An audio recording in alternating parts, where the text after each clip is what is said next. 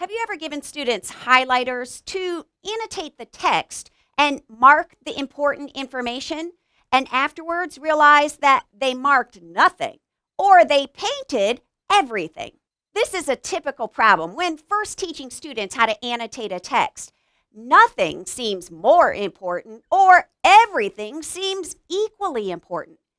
That is why setting a reading purpose before students annotate the text is essential for powerful note-taking. To demonstrate the point I'm trying to make, let's use a very well-known passage by Chris Tovani from her book, I Read It, But Don't Get It. The focus of annotation is always driven by the reading purpose. In other words, what question am I attempting to answer while reading this passage? Or more specifically, what details am I looking for?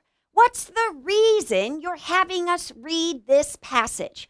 All of that information told to me before I read sets my reading purpose. Now let's rewind and pretend that before having read that passage, I had asked you to mark or annotate any information that a burglar would want to know. A burglar would want to know that mom's never home on Thursdays, it's a really big place, and the side door is always open.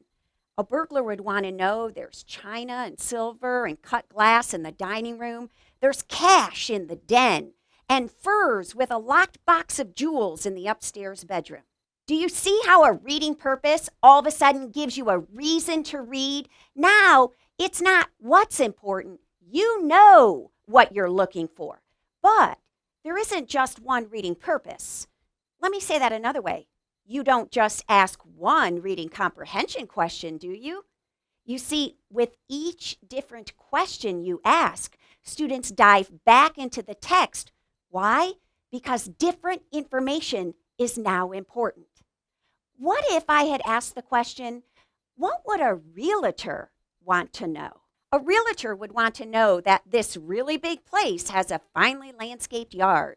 It has new stone siding, a new fireplace, and that the whole downstairs has been freshly painted. A realtor would want to know that there's a dining room and a living room and a kitchen and a basement, although the basement's a little musty, but there is new plumbing now. There's 3 upstairs bedrooms, and there are a couple bathrooms up there. Not to mention, there is a leak in the ceiling because there's an old roof on this house. Do you see it? Do you see how your text-dependent questions cause the reader's annotations? What you want me reading for determines what I will mark.